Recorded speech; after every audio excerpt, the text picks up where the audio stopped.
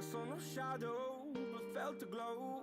The warmth inside me, it kept me afloat. It felt like heaven, it found my bones and gave me comfort when I feel alone. Now you're gone, I'm alone. I guess it's time to get better. Through the pain, I will go alone. If I fall, break my bones, I will scream even louder. 'Cause I'm not dying alone. I lost my best friend to 23. She left her body and hovered above me.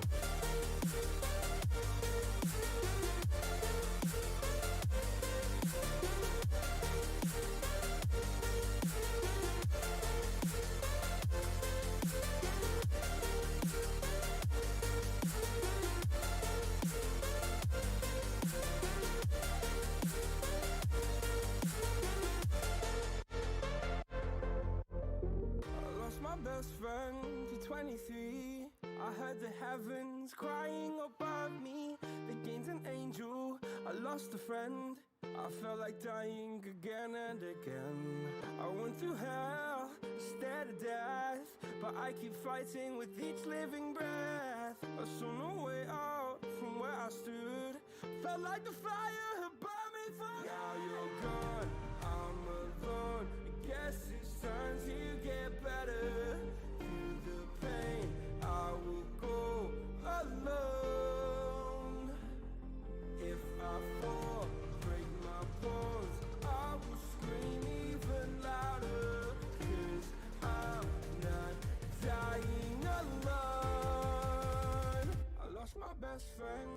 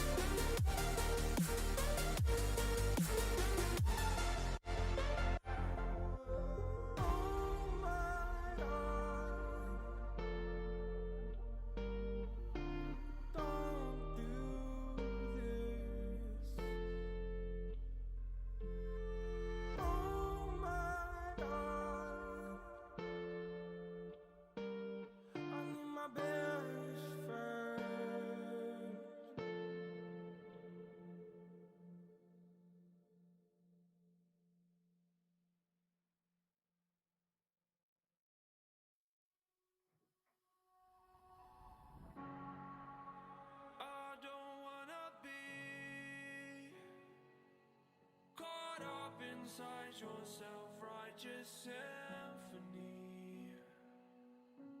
I would rather let this go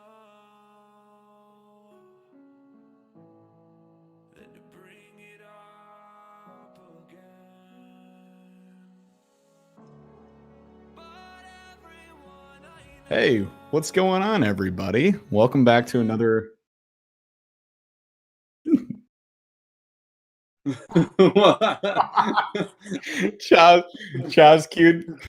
Chaz queued me up live early, you guys. What's going on, everybody? Welcome back to another live broadcast of the BurlyFishing podcast. I'm your host, Jeff Burlingame.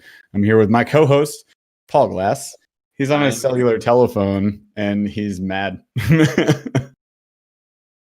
Man. I'm not thrilled. Yeah, we're going to figure out this technology one day. And you know what? We might even bring on some live guests or something. I don't know. Once we figure out our end of this bargain, then we'll jump to that end of the bargain. But hey, we're going to have fun today, you guys. We're going to be talking about deep water bassin. We're going to talk about navigating the deeper trenches, the areas maybe you shy away from if you're kind of like me and you like to just bang the bank or like fish from the bank or do the easier stuff that is like power fishing and pretty fun. But you know what? There are fish down there. They will bite. And we're going to talk about maybe how to find them today. We're also, again, as always, this is open forum. We want to hear from you guys. Hit us up in chat. There's also a super chat feature if you want to contribute to the show. We definitely appreciate it. We love having you guys here with us. So crack a dad pop, crack a mom pop, crack a regular pop again if you're not of age, and sit back and hang out with us. That's what this is about. It's Thursday night, live. Hang out, have fun, throw us questions in chat, anything you want, anything, even if it's not on the show topic, we don't care. Throw us a tangent, throw us a curveball. There's a question that's Don't what is the question? The camera is down here, angled in this specific direction, and why I'm using a cellular telephone plugged into a wall. Don't ask me that. Just no references to technology, to Paul's Discord versus internet issues or whatever it is. You know what? We'll figure it out eventually. None of that.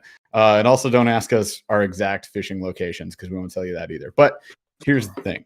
Today we're going to have some fun. So hang out with us tonight. If you guys enjoy the show, be sure to subscribe to the channels, the plethora of channels. So hit us on YouTube, Instagram, Facebook, TikTok, and subscribe to the podcast anywhere you listen to podcasts. Drop us a 5-star review if you guys like the content. It'd be very helpful. And Lieutenant Pickles here says, Paul is very quiet. So Paul, you're going to have to scream the entire episode. All right. Did we fix Josh it? Fixed it. So we should be good. Senior pick. Yeah, senior no, pickles. again, no, Lieutenant. He's a lieutenant. All right. Lieutenant. If you guys got comments or questions, hit us up in chat all day long. We're going to have some fun with this. Paul, take it away, guy. All right. If you can't hear me, just keep typing. I can't hear you. Look, I've got the question for the week here.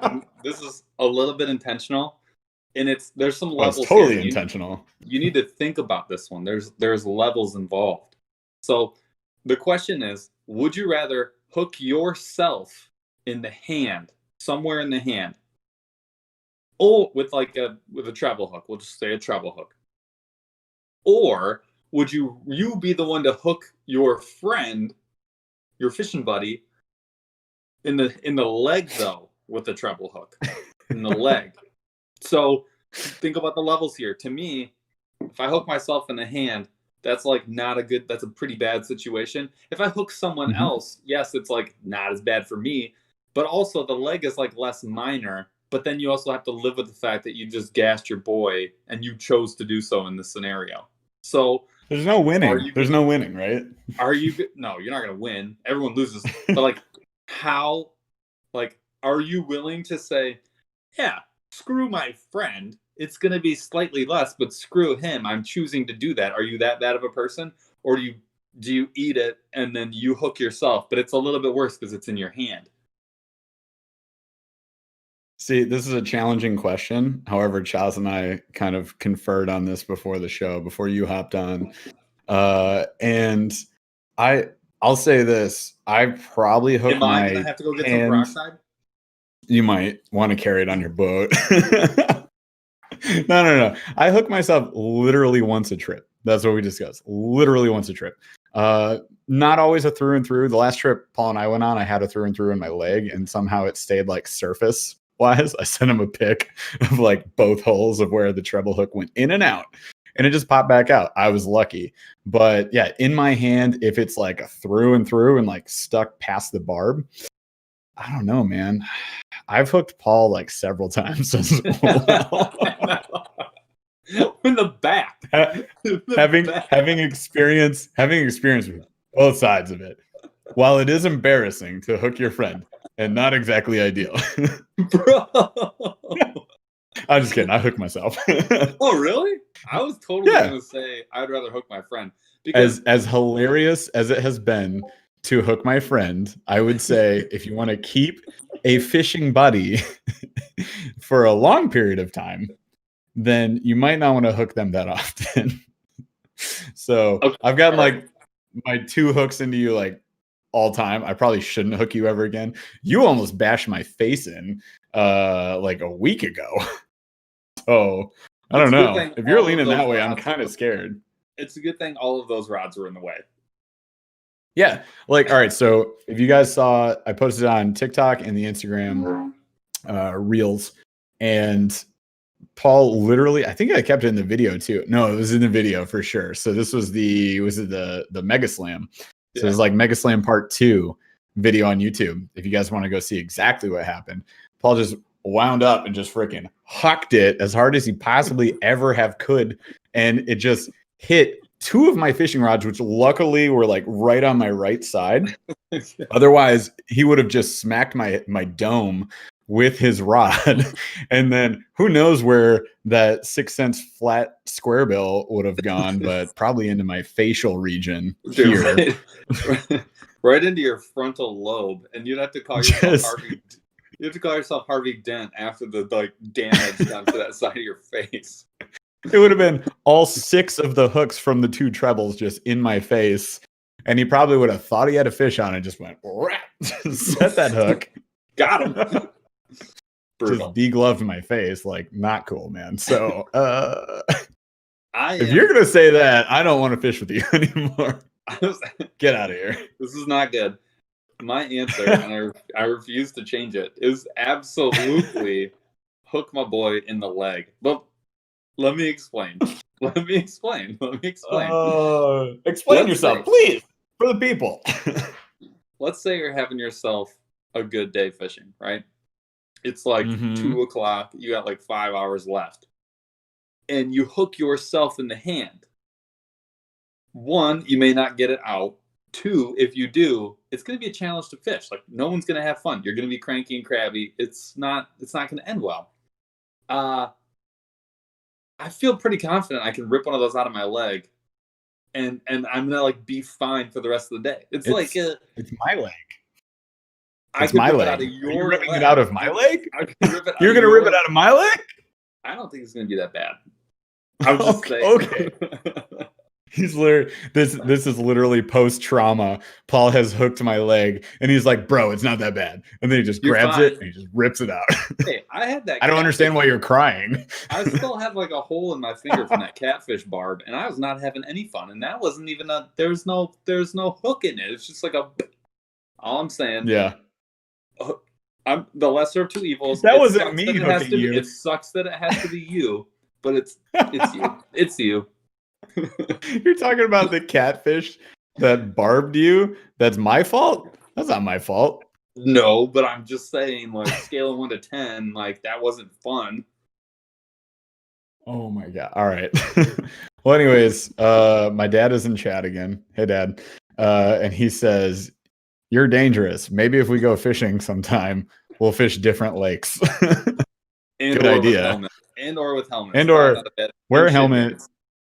You know, like the 6-foot COVID rule, you know, on the lake, if you're fishing with us, it's like 150 yards and you'll be maybe safe. It depends. If I put that 1.5 ounce like live target on that I got this week, I was freaking hooking that thing around. I might get you. 6-aught hook. Try and pull that out of your leg, you jerk. All right, moving on. Okay. All right. So the weekly catch up. What's you went fishing this weekend, right? Yeah, I went fishing, not catching. Not even this weekend. No, I didn't. Did I fish this weekend? No, I don't think I did. I went fishing this week. It was cool Tuesday. it was a chilly Tuesday in October, and I went out on a lake I've fished many times before, and a lake that I've had some really good luck on. And fancy that, this episode's about deep water fishing. This is a very deep lake, according to the lakes we fish. It gets up to 60 plus feet in the middle, and it's got some steep drop offs. So I was trying to find them. What I found was like off the drop off, and you'll see in the show notes when we get to that point in this episode what we talk about fishing drop offs. And I was fishing like that stuff and just not having luck. I got more bites up by the docks and just try to vary it up. But I was trying to slam the quote unquote impossible box for October in Michigan, which was the Warrior Tackle Supply Pro Box. And 3 hollow body baits were in there, 3 of them. And I gave you guys some time. I fished those baits for like an hour and a half.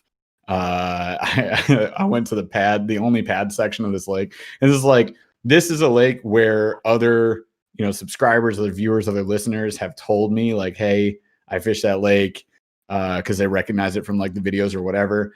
And they say, if you go to this part of it and you fish these pads, you're going to have luck on topwater. Well, it's October, so those fish are they gone because it's like a foot deep there, and they just weren't hanging out. I was throwing Danny the duck, the prop turtle, and the prop fish, and surprisingly enough, not getting a single look at all or seeing any fish. I did get 1 fish on a chatterbait when I gave up on the box challenge, and I did get I had a big, just painful miss on like a nice like 2 foot plus pike, and it was on a Warrior Tackle Supply bait. It was on the little fish head jig. It was like a chartreuse jig with a little weed guard. I was pretty upset about that one. Lost him at the boat. I was an idiot, rookie mistake. Left my net like in the back of my boat, and I'm like holding the rod and going like, net, eat this. And like as I was reaching, he just shook the hook. Unfortunately, it was a single hook, so easy to shake it. But yeah, I mean, other than that, it was decent to just be out on the water. Like all the docks were pulled out. I think I saw 1 boat, and they were pulling out, like they were getting, taken off the lake and all that. All the pontoons were gone. Nobody was out on their back porch. It was like just me and nature, and I enjoyed that. So at least that part was fun. I got some sun too. But I'm going out tomorrow, and I'm going to fish that box I'm going to give it 2 more hours, and then I'm quitting. I'm quitting that box, but I'm going to give that, I'm going to give that box 2 more hours. I have to, for the people. People tell me if you don't want me to do that, because then I will gladly not do that. But I can give it. I can give that box 2 more hours just to try not at least the jig, the plastic scorpions, and there's something else in there I could probably get. I did lose the hair jig. The hair jig's gone. I re-spooled my reel because of it, because I'm pretty sure my braid is just janked up because I keep losing baits on that braid. So I put on some brand new 30-pound braid. Hopefully it saves up and I don't lose any more baits. But I did lose 1. So hey, it's 1 less bait to knock out of the sling. Done. Yeah, that is brutal. It was rough. I was trying to fish that one. I can't condone wasting that kind of time. Yeah, I've put 5 hours into that box so far, and I had 1 missed fish. On the water review is complete. You do what you want with the rest of your time. I'm telling you right now. So my last weekend, I went deer hunting. Spent some time with family, which was really nice. But did some deer hunting on Sunday afternoon after rain, and I was feeling really good about my spot. For those who do some deer hunting, I was using what's called a saddle, invented by a dude from Michigan about 20 years ago. It's just in the last year or 2 become like a really big thing. So if you know anything about deer hunting, you know that a lot of people in the Midwest, because we hunt a lot of like maple, oak, like groves of trees, you're up in a deer stand, which is basically a chair tied to a tree, with like a little 3 foot by 2.5 foot, like little stand for your feet made out of metal attached to that chair. And you're like great. 20 feet up. Yeah, it's super comfortable. And you're like 20 feet Catch up. 20 feet up on a bucket.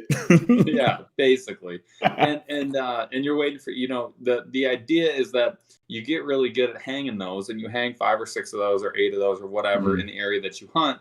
And then depending on the wind, depending on the time of year, depending on what you're seeing on your trail cameras, if you use them, you are going to be able to say, like, this is the stand that I'm going to sit in today, and I'm going to shoot a deer from here. I hunt a little bit differently. I hunt public land only, which means I'm not going to leave a bunch of stands up because they just get stolen. I've had 4 stolen in 3 years, ladders 2, and those were they run anywhere from $2 to $350 a piece. Ladders are anywhere between 50 and 150, depending on what you get. They're also heavy to carry in. I think 10, 12 pounds, like for just the stand, not to mention if you buy like normal, even expensive, like the ones I have now, sticks for climbing up a tree. Those are, 3 pounds, 5 pounds is like really light. So it's a ton of gear to carry in. And then they're noisy as crap because they're made out of aluminum, like super lightweight, tubed aluminum steel. And so you're not quiet. So I also I like to hunt different areas on public land because sometimes you see random dudes come in. Different times of the year you want to hunt different areas because the deer are either sleeping in a place or eating in a place, or they're going from one to the other. And then sometimes I don't even bring a stand at all. Sometimes I wait for it to snow, and then I'm actually looking for a deer that's been moving around during that day, and I'm trying to find where that deer is bedded down during the daylight. And I'm actually walking until I find that deer bedded down where it is and try and scare it up. So I do hunt a little bit differently. I also hunt solo. I don't hunt with anybody else ever. Well, not ever, but for pretty much all on my own. And so the saddle is like basically a rope kit where you use climbing sticks or whatever to climb up a tree, and then you just literally tie yourself to that tree, and you have a harness around your like midsection, and that just basically you put a little like I have a tiny platform. It's like 1 foot by maybe 14 inches, and that's just for you to keep your feet on, and that is how you're hanging up in that tree. So it's totally different. It's the first time I used it for an actual sit. I was in it for 5+ hours. Super comfortable, never had a problem. It's a really unique way to hunt. You can go check out my story, but if you're curious about them, you've never used them before, I use a brand called Tethered, and I use all their accessories. If you're curious about it, you want to see it, hit me up on Instagram, Paul_J_glass, and I'll kind of show you what my setup looks like. Everyone's setup is a little bit different, but it's a really unique way to hunt. Designed by a guy from Michigan, which I think is really cool. And I'm really interested to see how it goes this year. The nice thing about it, if you're hunting and you want to just switch trees, the grass is always greener. When you're in a deer stand, every other tree looks like a perfect tree to go shoot a deer. Just like when you get on a boat and you think the other bank looks better, the other bank always looks better. And it's the same thing with deer hunting. So in this case, I can actually the next time I go hunting, I can walk over to that other tree. No problem. I'm not stuck in the one that I chose. And then when some branches fall or I realize I did a bad job, I can't switch. So this is it's a really big change for me this year. So spend some time doing that. The Michigan duck hunting opener is Saturday. So I will be, unfortunately, duck hunting, not fishing.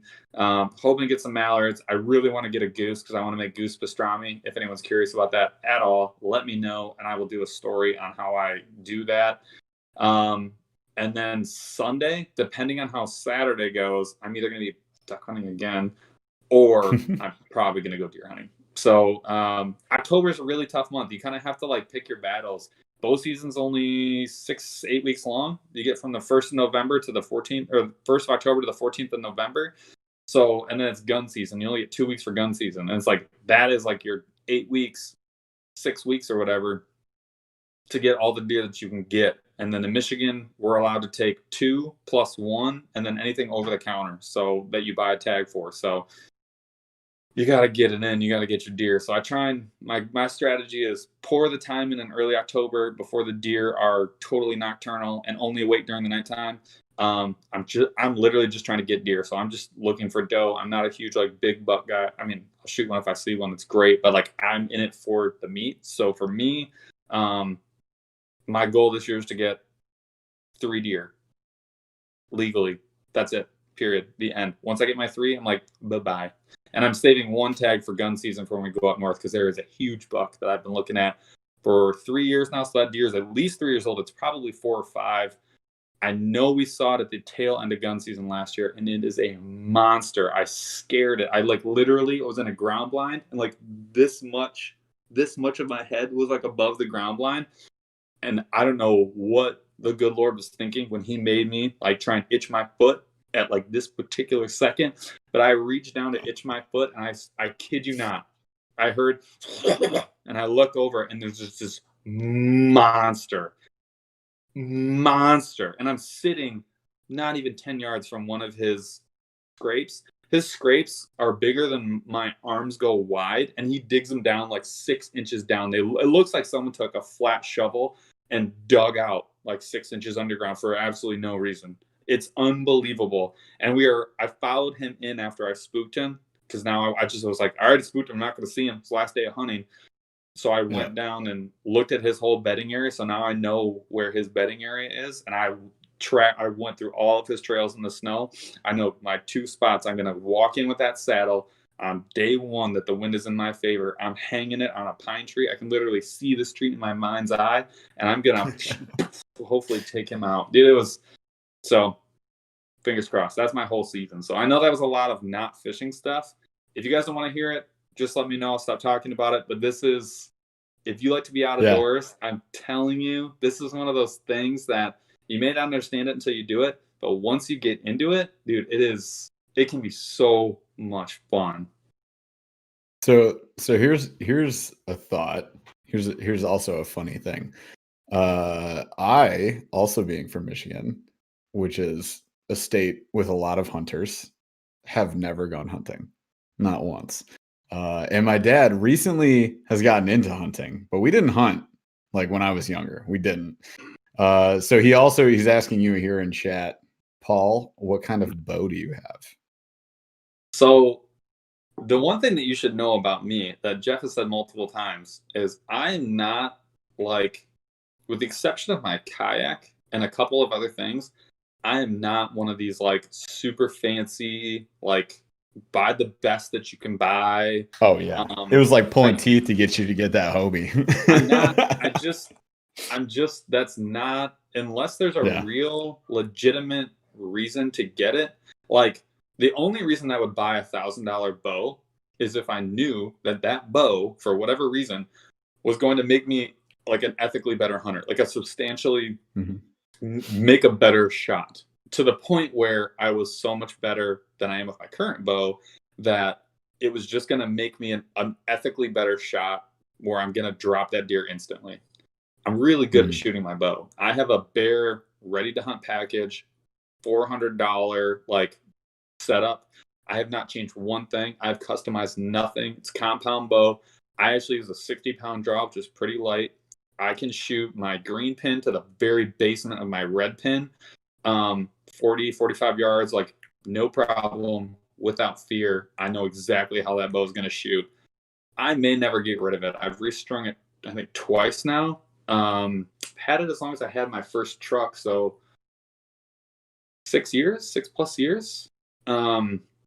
It just works. I haven't changed, like I said, I haven't changed one thing. I've only got my Allen wrench out to change the pins twice. So like I said, Bear is the brand. Ready to hunt just means it came with all the stuff, so it was like ready to roll when I bought it from Cabela's like 6 or 7 years ago or whatever. Never let me down. I've thought about getting a trad or a traditional bow. I'm not there yet. I'm not like good enough at hunting or like good enough at deer hunting to where like I feel like that makes any sense whatsoever.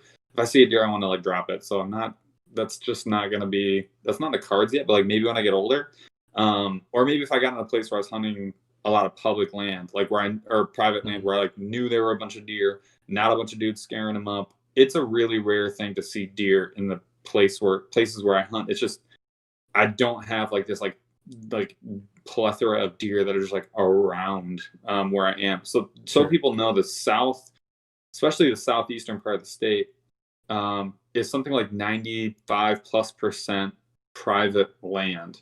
There's a lot of beautiful, fantastic public land, but deer hunting gets very difficult because there's a lot of big cities by me. I'm in a small town, but there are a lot of big cities by me. And what that means is if you're not hunting on private land, they know the difference between public and private land. They know they're all city deer. Like they know if I go here, nobody bothers me. I've never had anyone shoot at me when I was on this road. My biggest fear is the semi that's not safe place. Stop. Dude, they know that. And so I know I'm going like a huge tangent. So again, stop me if people are like, talk about fishing more. But I'm like, you know, there's no reason for me to either upgrade, downgrade, or get something different. So I just use a really basic bear archery setup. So I think Fred Bear, somebody quote me if I'm wrong, but I'm pretty sure Fred Bear is from Michigan. That's another reason for me to own that bow. So they do make some really high quality $1,000+ bows that you can go get, but nothing fancy, man. Just getting it done. Yeah. So my dad is bragging here now. He says my bear is a recurve from 1972. Attaboy. But he has an Excalibur crossbow now for hunting. Have you ever shot a crossbow? Sick. Have I? No. Yeah. Do you need to ask? Now. I just said I don't hunt. I don't do any of that. That doesn't mean you've never shot one. I'll tell you right now. You also don't do any of that. You grab a crossbow and you fling a bolt like 60 yards looking through a sight, and you watch that thing drop like 1/10 of an inch. Unbelievable. And those things hit so much harder than a traditional like arrow. Silly fun. So I do not knock anyone that uses any legal means of take whatsoever. You do what works for you, especially if you're just in it to harvest deer. Like there's absolutely no reason to not use a crossbow. They're more accurate, more efficient, give you more confidence. You can shoot further. It's like saying, I just want to harvest a deer, but I'm only going to use a muzzle loader, which means I can't shoot as far, which means I can't shoot as fast in my second shot, which means my thing may not even shoot when I pull the trigger. So that would be stupid. Get yourself a bolt action rifle that will shoot every time and take down every deer that you can, and take the most ethical shot possible and be as efficient as possible. Like that's my recommendation if that's what you're in it for. So yeah, I got no problem with anybody using a freaking crossbow. They're sweet and they're stupid fun. I love it. So yeah, guys, here's what I was getting at. I've never gone hunting. I don't do that stuff. Apparently my dad has a crossbow. I didn't even know. And the recurve, just sweet. Yeah. And I knew he had the recurve. He showed me that before, but yeah, I don't know.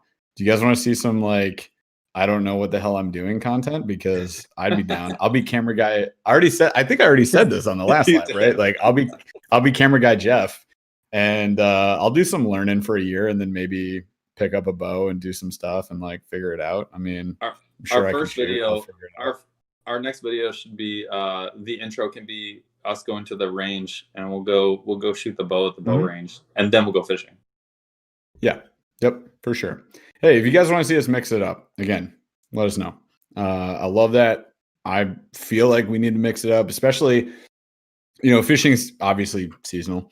And we got to mix things up. We got to do different things, but we'd prefer to create content you guys want to watch. So let us know. Let us know what you want to see. I love it. Oh, sweet. This is actually something we've been thinking about. So Dark Labs just said thoughts on Cast King Demon Pro. Don't say anything. I will let you know. Why? I have a question though. Actually, right in that vein. So I was actually going to say, one of the questions I have for whoever's on live right now, we've been talking about what direction we want to go with some of these like reel comparisons. We've done some of the high end stuff, and you'll see some more videos coming out soon. I like the high end stuff. It's sweet. It's nice. It feels good. It costs a crap ton, and for a lot of people, it's cool. We ain't got all that money. It's cool to hear about, read about, see about. But if I've got 6 rods, I could get 6 Black Maxes and sleep like a baby and have them all work. Be super happy. So one of the things that I know I have seen some content online about, and I love people that talk crap to PC Fun. Like every time somebody does it, like they suck, and the dude on it is like, tell me more. Like he will literally. I think every time he says the same thing, like tell me more, and then they say, yeah, because it's bad, And like, I don't think I've ever heard. I- Here's 10 reasons why it's bad. Yeah. So I would I've love never to be a used, part of that. I'm not going to be the one that says they're awesome. I've never used one. I've never seen one in real life, but I want to real bad. So let me know if you're out there. Let me know some of the cheaper, like if you're looking for reels, whether it's a spin caster. Actually, I want to know if it's a spin caster or a bait caster. What brands are you looking at? What are like your like top three? So like the Casking, I think, is one of them. It's a great value, and a lot of people use them. 2 or 3 of those. Yeah, and I think the PC Fun is one that always pops up, but they get like passed on a ton.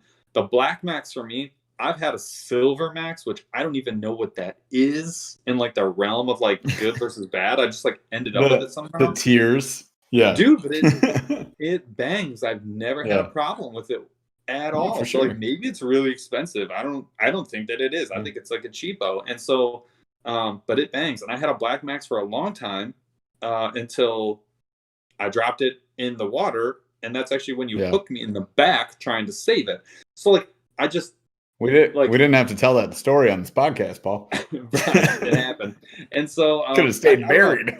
Yeah, tell us what, like, not just rods and reels. I certainly want to know what brands of rods and reels. I would like to test out some spinning size, like 2000-ish, so like a medium size, because I really need to get one. But I also think that I would love to do a comparison on a couple of those, because that's, to me, that's probably the size that 2000, 2500, that range is probably the one that the most people are using, especially for like your Ned rigs and your sort of like medium standard size tackle. So let us know what you're looking at, what kind of things you thought about buying, what you've kind of been curious about. We want to do content for you that really dives deep into how it works, how it feels, what it looks like. Is it worth the money? Is it why even go and buy an SLX if you can get a Black Max you get 3 Black Maxes for the same price? Like I think I got this. I think I got the play. Tell me more. We're gonna pick up a couple of those baits, and then we're gonna get a table, and we're gonna lay all the rods and reels rigged up on the table with the same weight jig, and then we're just gonna do like a casting, flipping, pitching off on every single one. It'll be like that'd be like 9 to 12 rods rigged up, ready to go between the two of us. Easy peasy. We can do that. And we'll just see. We'll go by straight feel, castability. We'll play with the tension knobs, play with everything, just like play with the settings, say what's easier to dial in, what's like, easier to flip and pitch versus cast, because going from one to the other, sometimes you need to do a lot. Unlike, some of the appeal for like a DC reel is you can like go from casting 1.5 ounce lure to casting a 1/4 ounce lure without making a change, and you can go from casting to pitching without making a change, which sure, but I'd love to see like how the cheaper reels compare to that. So I don't know. Let me know if you guys think that's somebody said that. Dunbar, the fishing machine, he says that's a brilliant idea. I like it. Got to test the drag, so we're gonna have to put some weight on the end of it and drag that too. Yeah. I like it.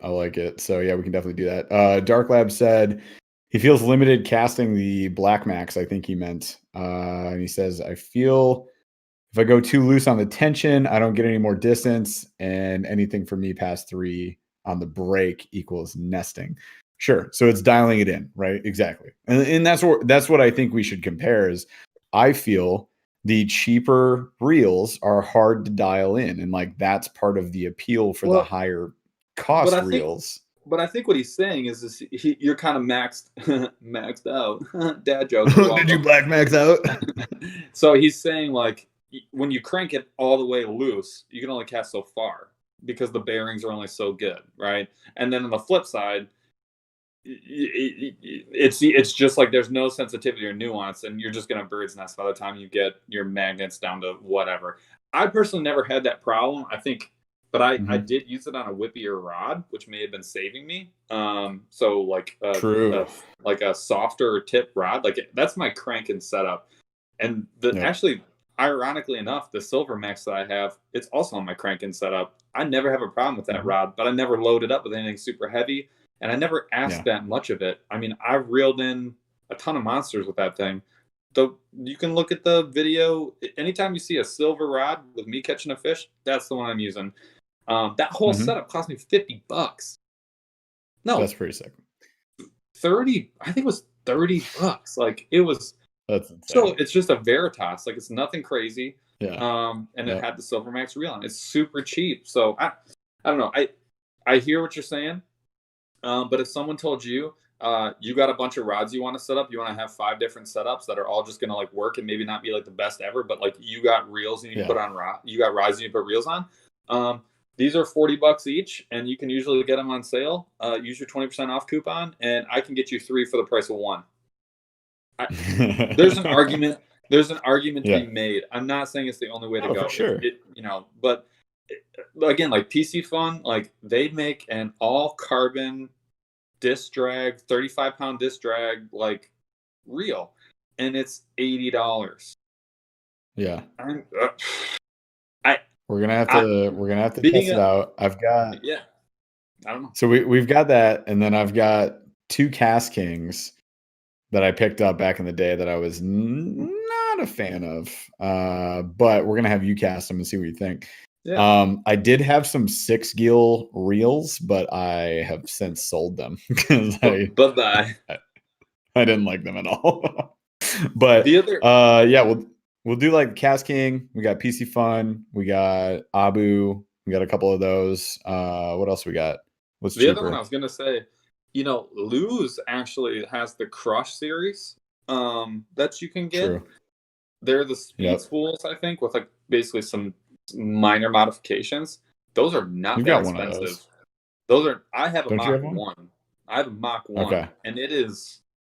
I mean, I have that on my flipping rod because it cranks. The drag on that is actually really good. But that might be another one. This is why I kind of want to know, because like I guess when you see videos that do really well, right? You're seeing things that people want to see. Sometimes it's just clickbait, but sometimes it's just you hit on something like a question that a lot of people have and a lot of people want to have answered. To me, one of the videos I've always wanted to make is it worth it to buy a what we'll call it $6,000 kayak, a pedal kayak, when you could spend $4,000 for a different pedal kayak?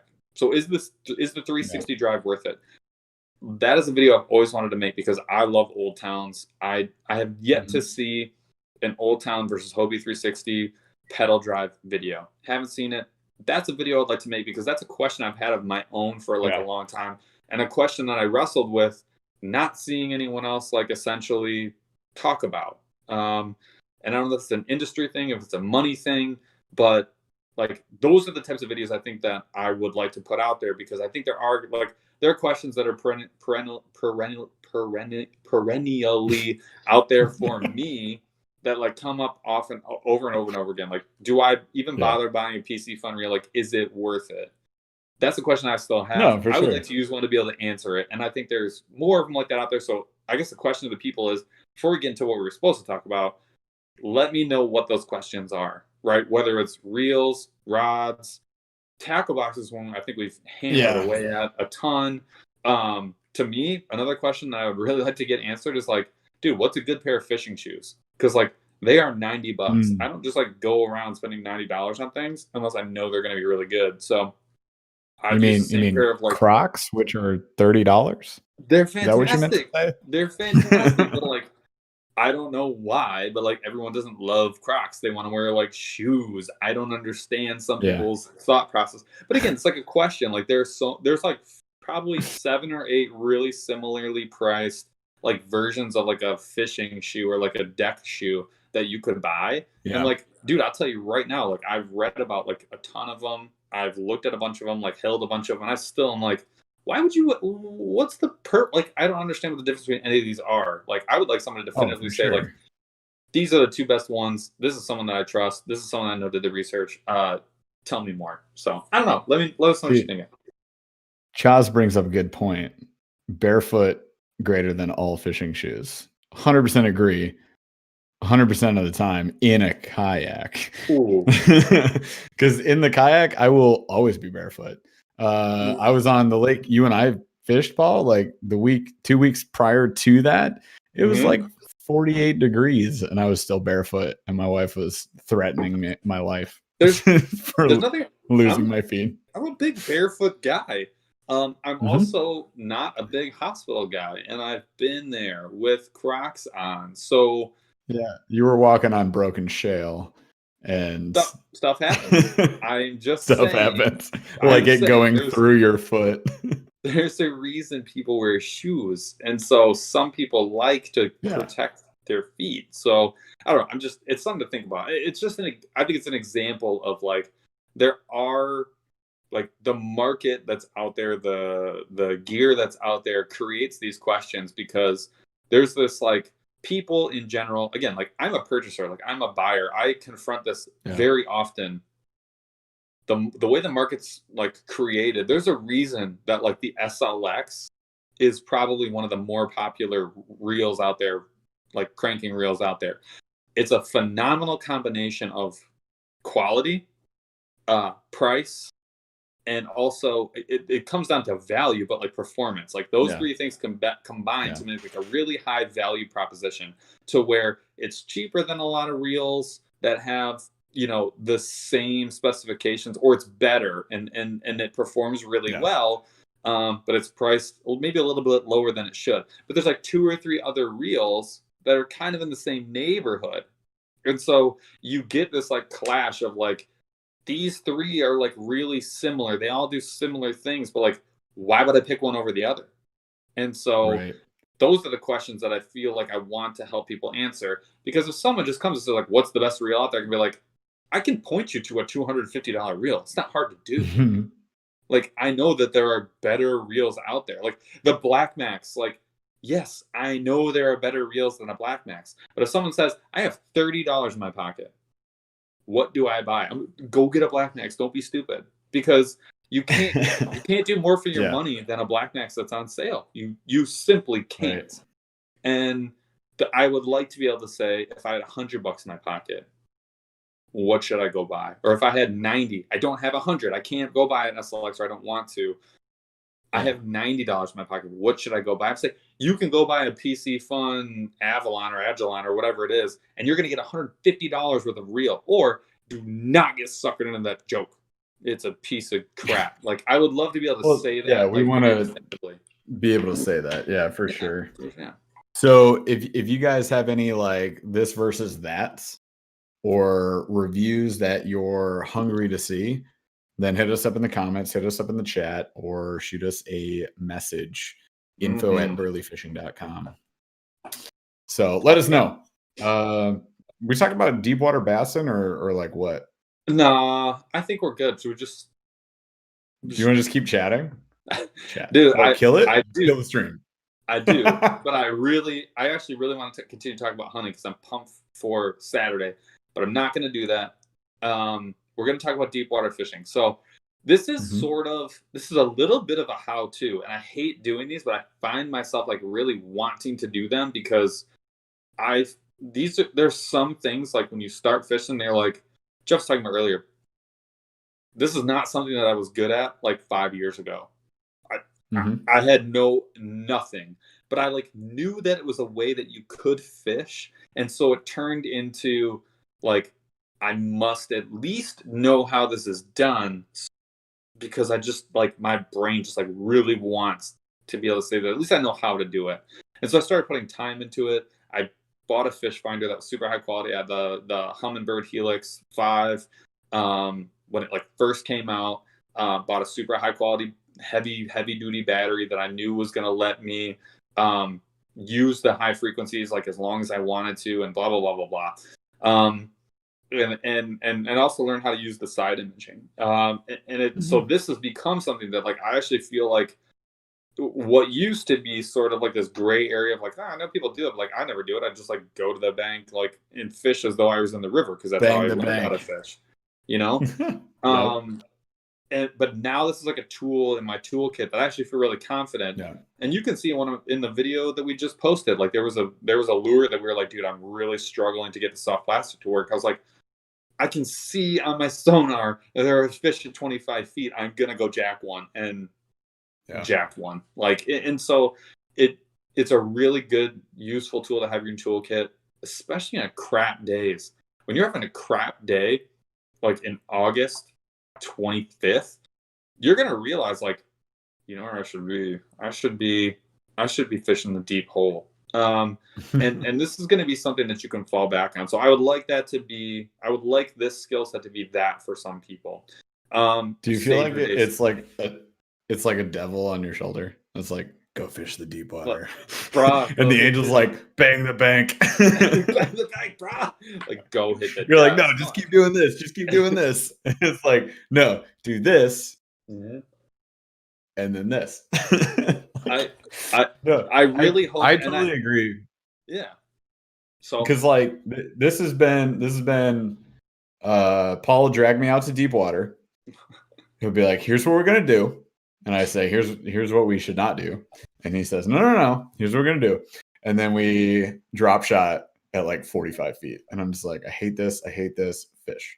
Like, it's all right. Maybe it's not so bad. It can be very challenging. And there are some things that I want to call out that make it really hard that just a little bit of effort can make it easier. So the first thing, and this is something I talked about ad nauseum, but like scouting is so important. And some of this comes from the hunting background, but like scouting is really, really important, because what it does is that feeling of getting out onto a lake that you're unfamiliar with, even if you're familiar with it, if you're not familiar with like this core, the center of that lake, like the depth area, the deep area of that lake, you look at this vast expanse of water, and I've talked about this like 6 or 7 times on the blog.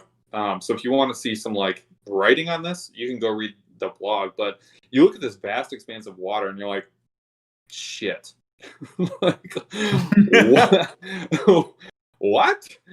Like, there is so much water here. Who put all this water here? There's a lot of area.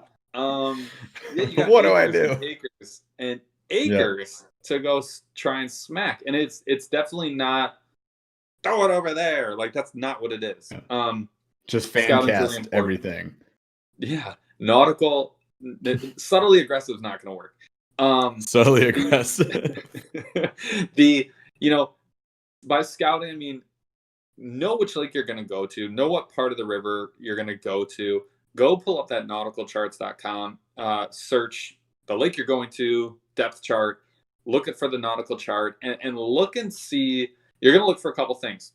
Points. So areas where underneath the water, the land is coming out into like a jagged point, like a spearhead, out into the center of the lake. That's creating something different than just like the bowl shape that you will see a lot of times. That's something that fish congregate around. Look for holes. So by holes, and again, I know most of you guys know this, I'm just saying this for the recorded person who's maybe not aware, but a hole would be like, you see like the flat surface of the bottom of the water, and all of a sudden it just drops down like 30 feet. You can even see like a hole, and then a hole within a hole, and then like the very center core of that hole. And we're talking about a 10 to 20 foot difference. Sometimes we're only talking about a 2 or 3 foot depression. Fish will stack up inside that very core center bottom, especially in the dead heat of summer, and really big time in winter. And so look for the holes. The other thing would be ledges, which would be the same thing as what pros call like a drop off. And that's where you're getting like, dude, you hear this, this bothers me when people are like, oh, I'm hitting ledges. Yes, you're hitting ledges. It's drop off. Call it whatever you want. It's where you'll see this on your sonar. You're going to see this, and then boom, it goes deep really fast. It's so shallow. It's gone. Yeah. The floor dropped out. We got it. Jeff, how many times have we been like, you'll be 12 feet from me. You're in 3 feet of water. I'm 12 feet from you on top of the water surface. I could like throw you a meat stick, and then somehow I'm in 35 feet of water. I catch it in my mouth. And yes. But it happens. If you guys haven't seen the footage, go back and see it. Check the reels, brah. It happens all the time.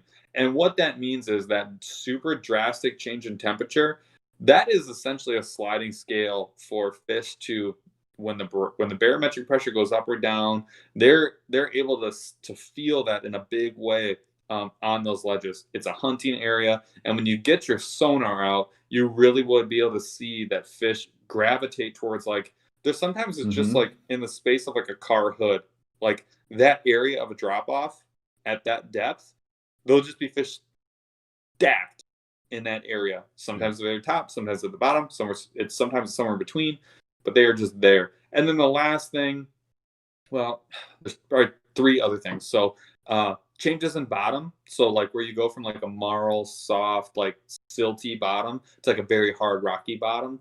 That transition area where it changes from one to the other, money spot. And like that's a Lake St. Clair classic tactic, but that works everywhere. The other thing that you can look for are humps. So when you see a really big change in depth, it goes like from 30 feet to like 6 feet, and then it goes back down really quick to like 30 feet again. The very top of that, like the slopes on both sides where you're seeing the ledges, those are areas you absolutely should target. And then the last thing is structure. So this is stumps, logs, submerged like old riverbeds. It can be a freaking house. Like there's unlimited things that it could be. Those are all things that you should be looking for. Fish are going to look for anything that's different, and these are all the different, like traditionally different things that you should be looking for to try and find fish in deeper water. All right. Tons of knowledge to digest here, guys. Real quick, catch up in chat. I just want to catch up on a few things. So Andy Ramey asks, I'll come back to this in a second, would you do the same fishing a deep river canal? Marlon says, favorite lake here, 40-foot hole with an average depth, where the average depth of the whole lake is like 6 feet. So you got this big old hole, 40 feet. Drop a jig in the summer, you can't miss. I love that. We look for those all the time. And Chaz says, sorry to my dad. My dad says, son, your video is lagging. I'm concerned. Sorry. It's an internet issue. My bad. What else we got here, guys? Let's see. I have to find some sort of fish finder to use from the bank. Good point. Great point. Counterpoint.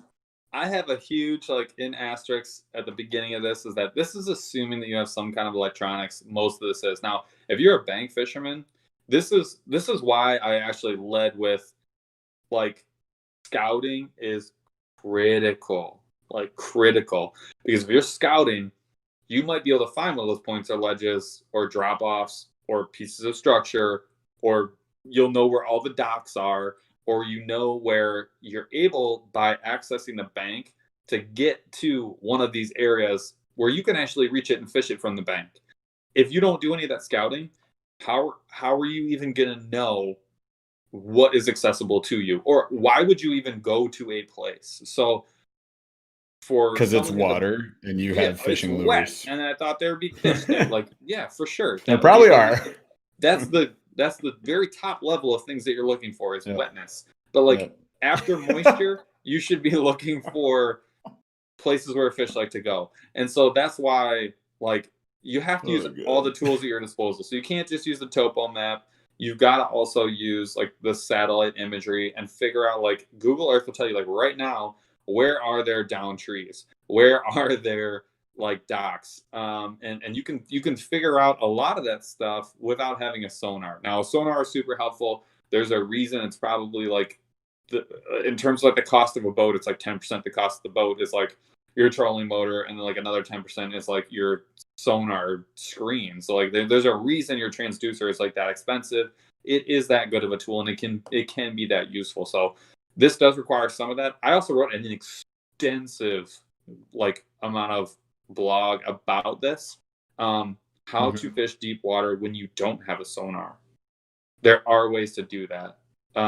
So hang on. So Dunbar, the fish machine, says we should also test out those castable like Wi-Fi Bluetooth fish finders. You know what I'm talking about? Like I have used one. Was it deeper and like iBobber or some crap like that? I've used those. So you use iBobber?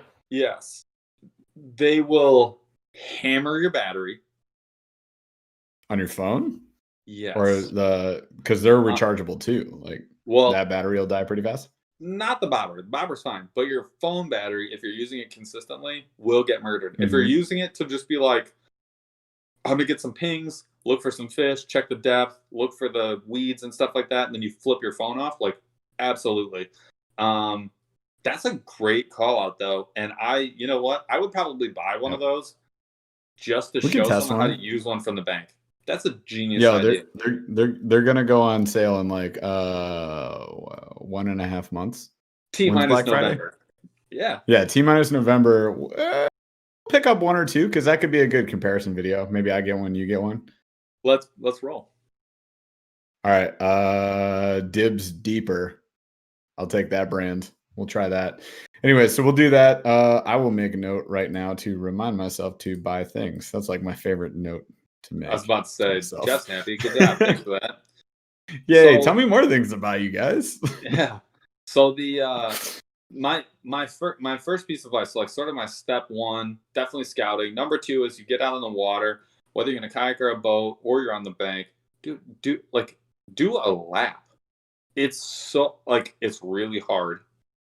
And if you don't know a piece of water, and even if you do, if you want to truly hit some of this deep water, like, you need to do a lap and you need to check the spots that you saw that you thought you saw on your sonar and like verify what is it you're seeing and see what the fish are doing that day.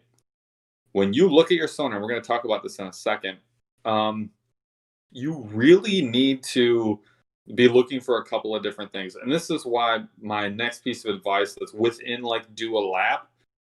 If you don't know how to use your sonar, like, you're doing yourself a disservice and you're shortchanging what the sonar is actually capable of. So like but don't feel bad. No, but don't feel bad. But like, because I had mine for a year before I used it for real. And I was like, this is a neat ornament on my boat. And it's so easy to get caught in the trick of like, tell me when there's a fish. Like, wait for the little fish. Well, the old ones didn't the old ones kind of like do that? Like the old fish buddies and stuff like that. They would just be like, beep, beep, beep, there's a fish. They all still do it. But like, don't get caught in the trap of just being like, if I know the depth and I know my speed, like, I'm good to go. Yes, those are the mainstays. But there's a couple of things there's a couple of tricks that you can do to and other than just looking and being like, those are weeds, those are fish, I see arches, I see fish, like, yay. When you're in a kayak, arches don't always happen. You're stationary a lot of time, or you're moving the speed of the water, and that's not enough speed to make an arch. All you're going to see is a long line that looks like this. And you're going to be like, that's a cool long line, but like, you don't know if that's a fish or a log or something moving. You have no idea because you're not getting that super sexy arch that's supposed to pop up because you're not moving fast enough. But there's a couple of things that you can do to really help yourself out. So I'm going to walk through a couple of those tricks. So the first thing I would do, if you want to like look at like super deep water, increase the zoom out on your depth finder to like 2 times the depth that you're looking for. Jack up your gain all the way. So gain is a setting on all of these. Jack up your gain all the way. And what you're going to see is like, it gets really super sharp and everything gets super fuzzy and you can't read anything.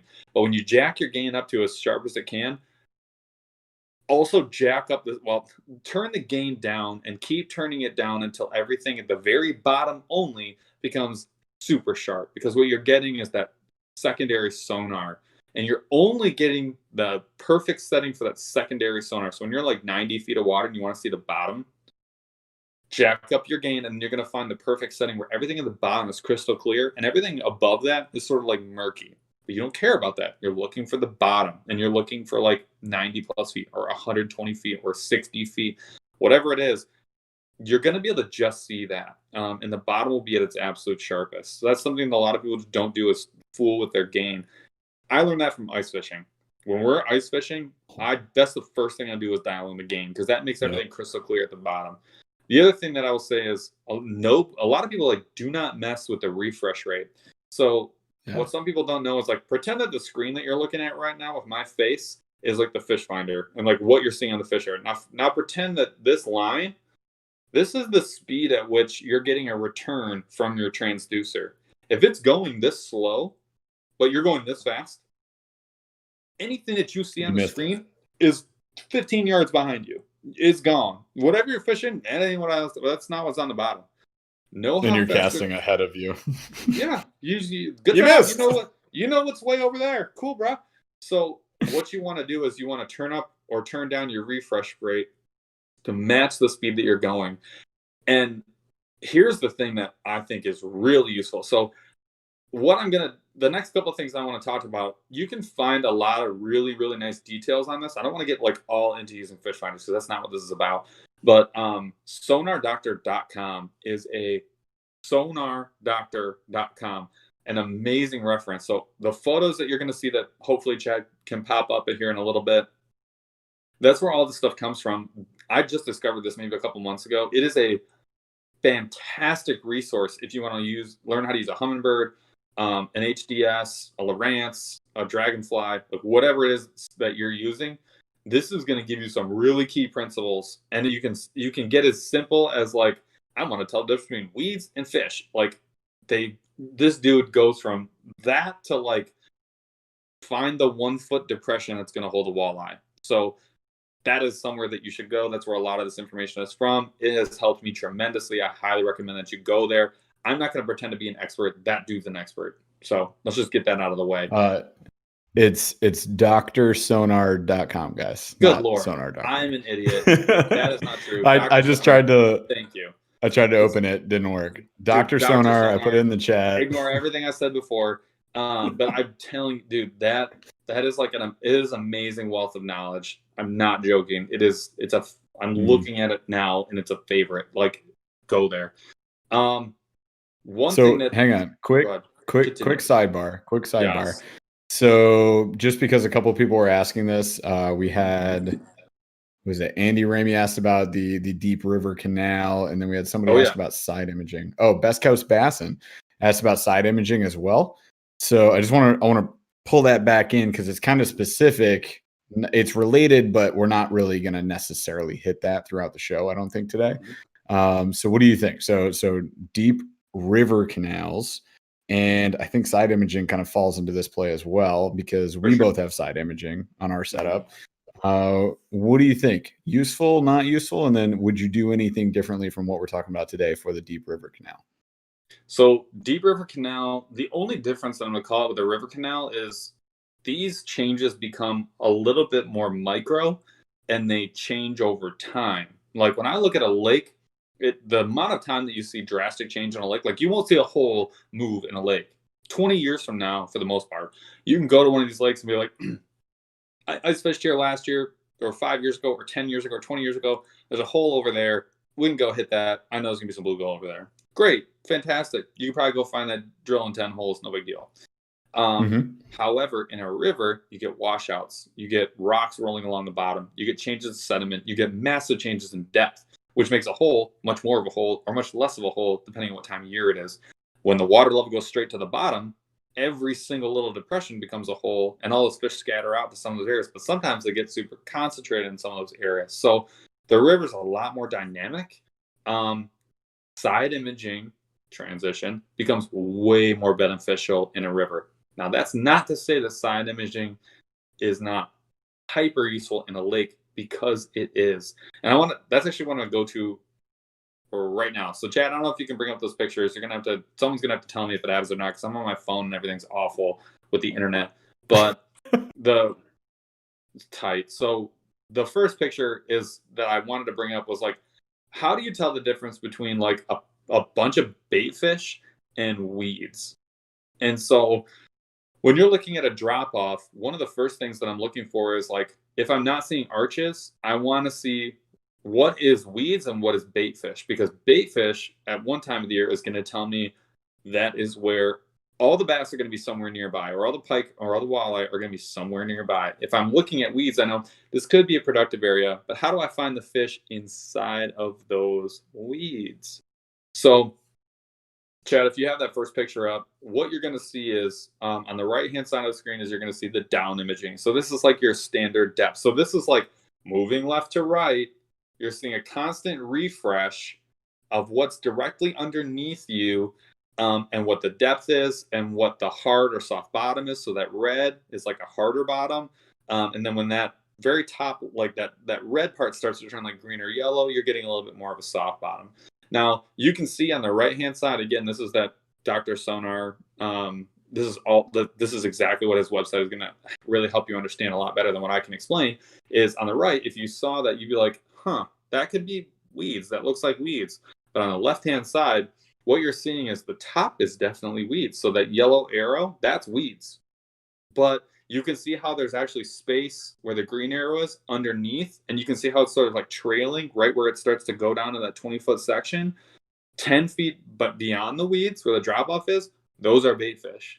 And you would not really be able to tell that unless you had that side imaging. And there's a lot of other examples of this that are probably better than this one, but this is a good example of if you take your time. Here's a sample where if you jack up your refresh rate, you can constantly refresh, slow your boat down or your kayak or whatever, and say, I'm going to pick apart this little area.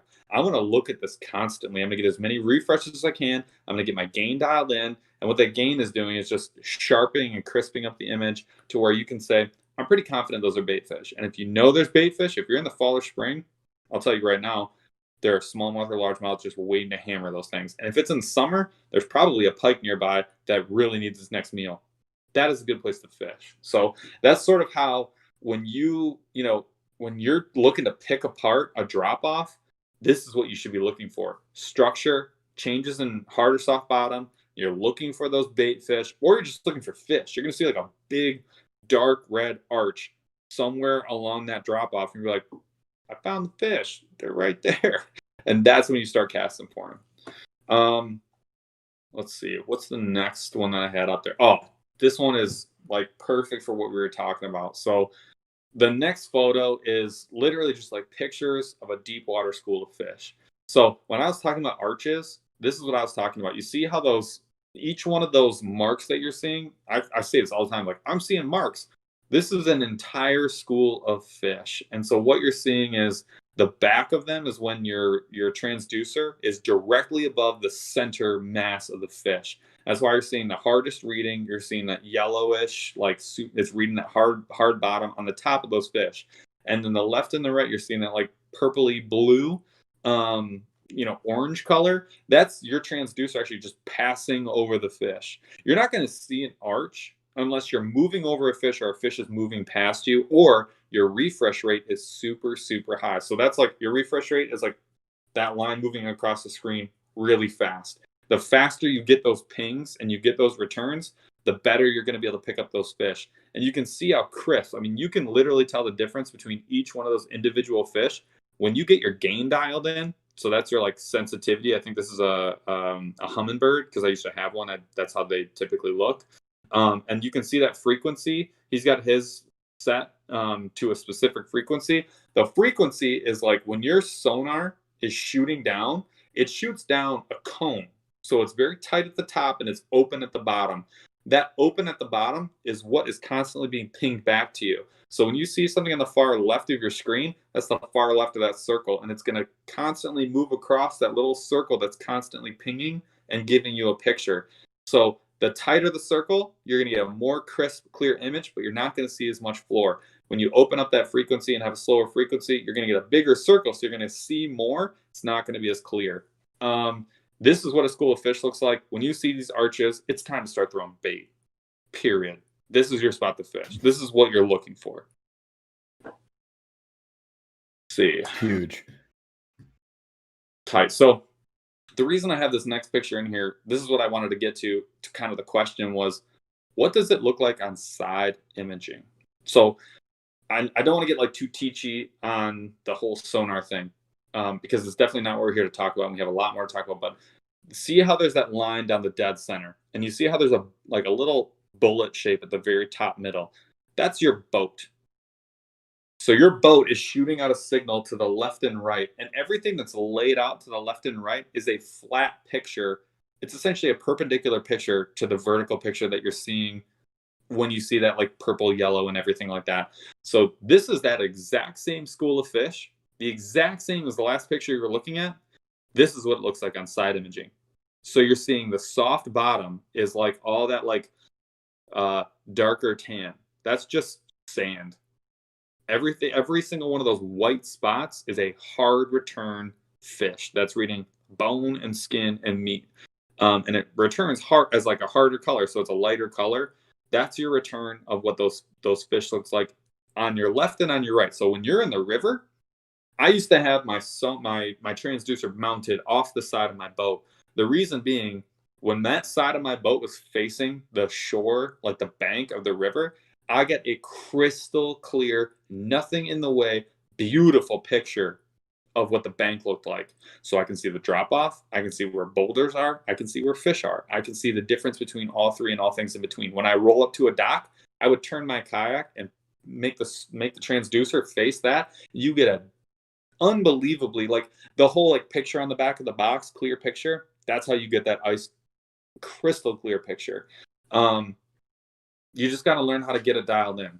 So that's exactly what that school of fish looks like with the side imaging. And I'll tell you right now, side imaging gives you probably one, it's giving you both sides of the boat, which is super helpful. But it's when you want to find like an isolated rock, like a big boulder in a field of sand, when you want to find something hyper specific. So if you know there's a submerged like bunch of stumps that hold fish and you want to find that bunch of stumps, you use your waypoint to get to that area. You turn your boat to the side, you kick this puppy on. This is how you get dialed into that exact spot. When you think you see something on the down imaging and that like purple and it gets all hazy and you can't quite get it dialed into where you know whether it's a fish or not, this is how you tell the difference. This is exactly why people have this period. Now the 360 view is like this on steroids, because it's actually shooting 360 degree circle around you, and you know exactly, like within probably a foot, everything that's going on beside you, like, and in front of you and behind you. This is like the left and right, but it's 360 degrees, and the definition is unbelievable. If you're fishing in St. Clair without 360, which is what I would be doing, and you don't have that, you are literally at a disadvantage, like a significant disadvantage, because you're looking at anywhere between 8 and 16 feet of water with nothing in between. Like, that is the depth of that entire lake. And if you can't find an isolated patch of boulders, just go home. Have a nice day. You either get lucky or you ain't catching nothing. You start trolling.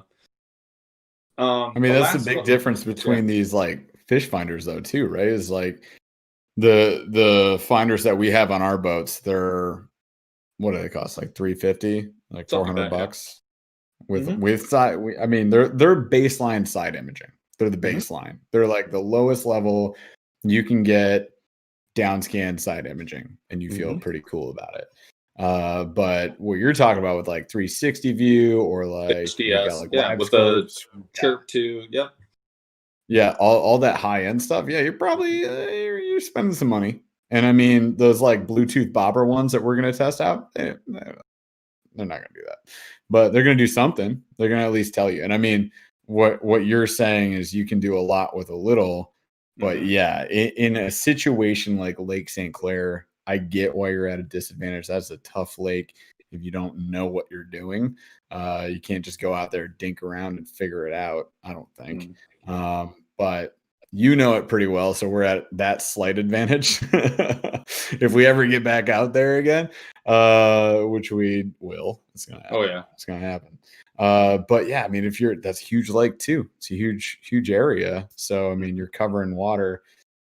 You want to put yourself in an advantage. I mean, if you have a boat, like a real boat, I'd almost be like, why don't you have that? Like, why wouldn't part of that big investment be in a much better fish finder? You know what I mean? Yeah, I mean, and the way this is a whole different conversation, but like the reason a lot of people who have a nice bass boat end up with a nice fish finder, you're amortizing the cost of that fish finder across 15 years. So $600, like, I don't want to spend $600. You don't have to pay me that to 15 years from now, just a little bit every year, and I'm going to get 1.5% back from you every year, or whatever it is. 3.9% APR. That's why you can afford that. That's why you can afford a lot of the other things, is because you're not going and dropping cash for that boat. You're gonna, I'll give you $10,000 and you're gonna give me $40,000. Let me pay you back until 2038. And then you're like, cool, bro. So yeah, but it is worth it. It can be worth it. When you're fishing deep water though, and again, I think this next photo, this is what you approaching a ledge looks like. This is why I really, or even a hump, it kind of depends on, this could be an example of either one. This is where you, this is like what you're really looking for. This is sort of like the bare minimum. If you're going to just like flip on your fish finder, don't ever tune it, don't ever do anything. But like, if you're going to look for something, this is what I want you to look for. Massive changes in bottom. So right now there's two things that you can see. One, you see how like deep that yellow line is in the valley on that picture. The yellow extends way down. That means it's like sand all the way through. As you get a little bit closer and you see that purple start to inch up, that density of that yellow, that's going to turn red soon. That's a hard bottom. You're seeing a transition from soft to hard bottom. The other thing you're seeing is, remember, this line is going like this. So you're constantly, the image that you're getting is constantly being refreshed as your boat moves across the top of the water.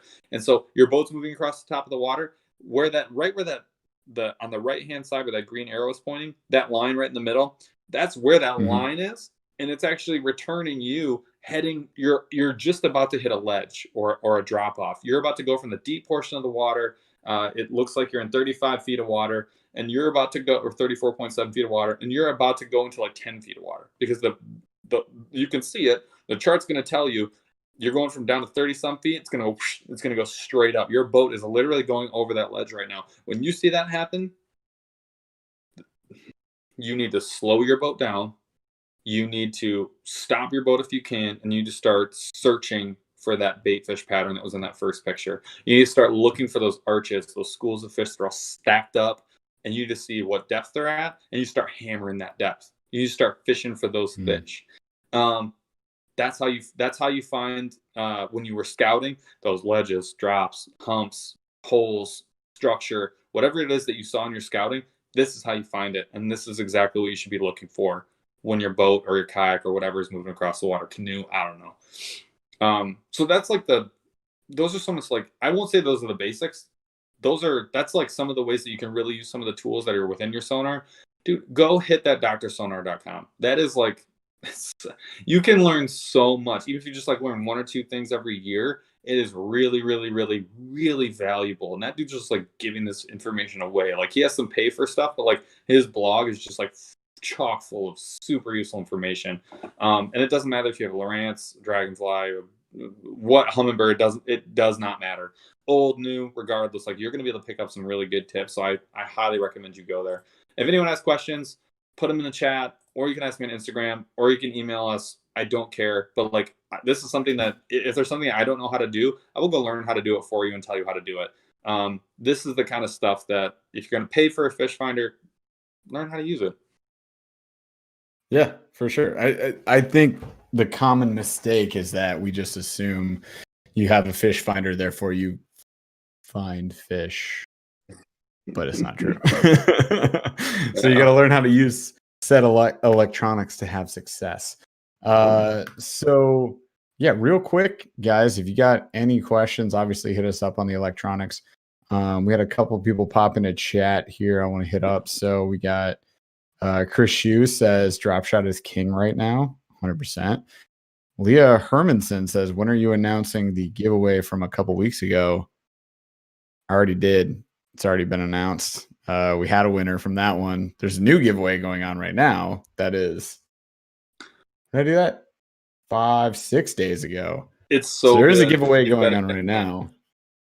Yeah, I mean, Leah, if you didn't hear from me, it means unfortunately you did not win the last giveaway, but there is still opportunity to win this giveaway, which is going on right now, sponsored by Busby, who gave us the brand new, just hit the market, Colony 15, so sweet. Which is, yeah, it's a 3600 size tackle box, brand new to the market. It's pretty fantastic. I filled it with baits already. It's in the video. Go back a couple of videos. It's on the channel. And that giveaway ends on the 12th. So I'll announce that giveaway on the 12th. So stay tuned really for that. hope If you I haven't entered, Paul's not allowed to win. Don't worry. But if you guys want to win, yep. Sorry. Leave said podcast. Bye. So you guys can still enter. Go back to that video. There's a link. Click the link. Do the things. Enter. You got a chance to win. I'll put it that way. And I haven't even said this yet, but guys, guess what? There's actually a second box. Busby gave me 2 on purpose. Crazy. It's crazy to think about. But we have a second Colony 15. So there will be another giveaway. And it will include merch, and it will include, lures. I got a few that I'm not using that you guys can use. I'll put them in the box. I'll send them your way. I'll pay shipping. So there will be another giveaway. I haven't decided how to do it. It's going to be a little different than the way we're doing this one. Still trying to find that groove because I do love doing these giveaways. I have a lot of fun with it. I want to see you guys fish with it, and I want to make sure you win. I want you guys to win. I want you to enjoy it. DJ Cool Raul says 2 winners. Yeah, there's going to be 2 winners. It'll be 2 separate giveaways because it's just easier to do it that way. So we're definitely going to do it. It might be on Instagram, Facebook. I don't know. I'll let you guys know as soon as I do. But we're going to finish this first giveaway that's on YouTube right now. So go enter. We'll let that run its course, announce the winner, do the things. Then we will announce another one, so on and so forth. I'm going to keep doing them even in the winter time. They're just too fun not to do. Can't guarantee there'll always be Busby boxes, but maybe there will be. Maybe I just do a partnership where I'm like, give me them boxes, and I give them to other people. Giveaways. How do you feel about that, Busby? I mean, I can't see why they wouldn't do it. I don't know. I'll talk to Caleb. I'll see what we can do. But so far we got at least 2. So there's still time. You got until the 12th, October 12th at I think 7 p.m. Eastern. So get your entries in before then. It is a random draw. The more times you enter, the more likely you are to win, blah, blah, blah. So do the things, right? Appreciate you guys entering so far. Everybody that's done this stuff. Thank you so much. Seeing some boost in the Instagram following, seeing some boost in the YouTube. You know what you guys can really help us out with? This is something I've been thinking about. I would really love to see this more. You guys can tag us in your social media posts. When you guys catch fish, do things, especially maybe in circumstances you utilize Paul's knowledge or my simple-minded knowledge when it comes to play sometimes. If you utilize that and you catch some fish, we'd love to see that. So tag us at BurlyFishing or at Paul_J_glass on Instagram, Facebook. He's not on Facebook. I am, so you can still tag me. He doesn't like to do stuff like that. You can tag us on TikTok, whatever. Just tag us wherever. #BurlyFishing as well. And I will repost that all day long because I love seeing it. Some of you guys do this already, and I repost it instantly when I get it. So tag me. I'll repost. You guys are fantastic. What else we got on Deepwater Bassin? We got anything else? Dude, here? I'm gonna hammer through the next 2. So my next tips are. And there's 2 more points. Dude, I got 2 more. But so one of them's super fast. But one of them is actually really important. Your ability, and this comes from someone who does kayak fishing. Your ability to stay in place, in one spot and not move. So spot lock, for example, your ability to stay where you are is hugely important. It is by far, you can go spend all the money you want and all the transducers and all the fish finders that you want. If you can't stay in one spot, you're not going to fish that spot. You're not going to get a reading that you can go then fish.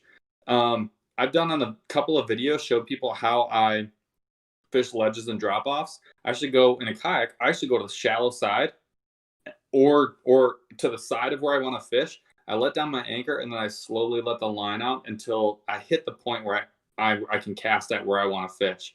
The reason I do that is because in the shallower water, that anchor is way more effective than it is in 40 feet when the wind's howling. When you're in a rowboat, you're going to really struggle. When you're on shore, you're not going to struggle at all. You're always in one spot.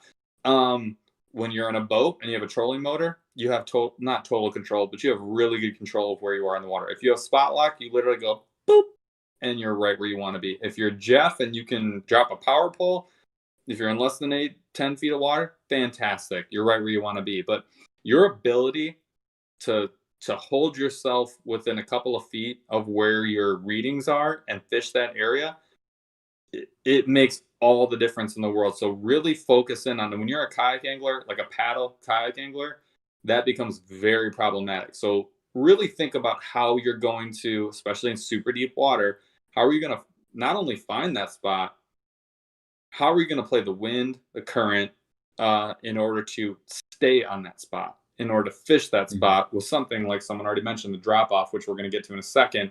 How are you going to do that effectively? That should be right after you find a spot, that should immediately be in your head of like, how am I going to stay on this spot so I keep my lure in like the strike zone? And that's something that I think that it gets overlooked, honestly, way too much. You should know how to do that before you get a sonar transducer combo, like way before you start doing that.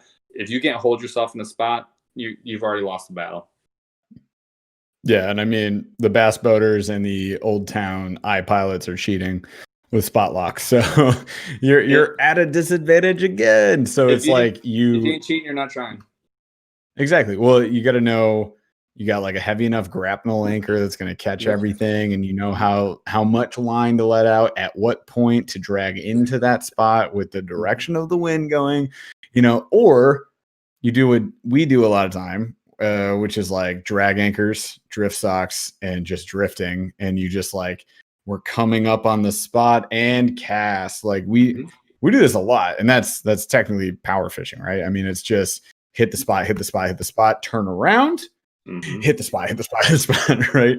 We do this a ton. And I'd say it's like you and I both did a ton of river fishing before. Well, I mean, we do more river fishing than lake fishing, almost, I would say, like equivalent amounts, maybe It's more. Close. I don't know. I love hitting the river. And with the river, it's like, okay, you're not dropping a power pole in the river because it does bad things to the power pole. I've learned the hard way many times. Hence, I no longer have a power pole on my boat. But you got the drag anchor. It's like, yeah, you're slowing down, but you got to be like looking ahead, going that spot. Maybe you've mapped the river section before. Often the best like river fishermen and women and guides like do that. They know like this section from here to here, from this bridge to this bridge, you got that spot, and we're going to hit those, right? And they're just drifting. Right, you got a drift boat, you're drifting, you're like able to kind of hold a spot. You can do some fancy things, maybe you got a better anchor system, I don't know, but for the most part we're kind of like hit that, keep going. Like we're done with this section. We can paddle upriver. I mean, Paul and I do that a ton. Like we'll go up and then down, up and then down, up and down. Like you can do stuff like that as well, so play around with it. But for the most part, I kind of like the hit and run methodology of it all. But if you're fishing the deep holes, then yeah, you got to know how to hold that position. And honestly, if we hit 60 foot plus, if we hit, where were we hit we were on a big lake. It was around named. It was just shy of 50 feet. 50. Okay, we didn't have enough anchor line, so that's the other thing. Is like, hey, maybe make sure you have enough anchor line, or tie off to the back of a bass boat that has a spot lock, and then you can stay on point. Because we found a situation where we were like, drop the anchors. We dropped them, lines like bottomed out, and we just flew. We were just flying. We're like, shoot, we didn't prepare well enough for said trip. Well, so the wind was crazy. You might want to look that up. The other thing too is that's where the 360 drive comes into play. I mean, if you got a circle that's 25 feet wide that you need to be in, and you can stay in that circle, a lot of times that's good enough. So a 360 drive where you're like, okay, whatever the wind's doing, I'm gonna pedal and stay on my spot. You jack up the rate on your refresh, so it's that line that's going this slow is now going, and now you're getting a really fast return, so you can real time see where you are on the bottom. So you find something that you're keying in on, and you use your pedal drive to stay on that spot. Those are the types of things. That's why I say it's an overlooked skill, because it does take some talent to do that and some practice to fish at the same time and fish effectively. So my last piece of advice is, you do your scouting, you use your electronics, you find a good spot, you find your bait fish or you find your actual fish, and you start, your ability to stay on that spot and fish that spot is good. Believe in your spot.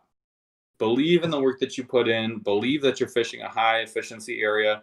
You can't see, because you're not in 3 feet of water. You can't see that you're doing a good or a bad job. You can't, but know that these are things that are going to lead to success, and fish that spot like you would fish any other spot. Any other spot, when you see a stump, you're like, there's a fish there. I'm going to hit it 15 times with 5 different lures. Do the same thing with that deep water. Know that there's fish there. Be confident in the spot that you pick. Be confident in your ability to stay on it, and just hammer them. You gotta now you can start putting the puzzle together. You got one piece. You got the where are they piece. You have that. Know that you have that, and now you got to find the other one that's what is it that they want today, and figure out what that is. Because once you get those 2 things dialed in, now you're catching fish, and you're catching fish consistently. So a lot of people lose because I threw a drop shot, it didn't work.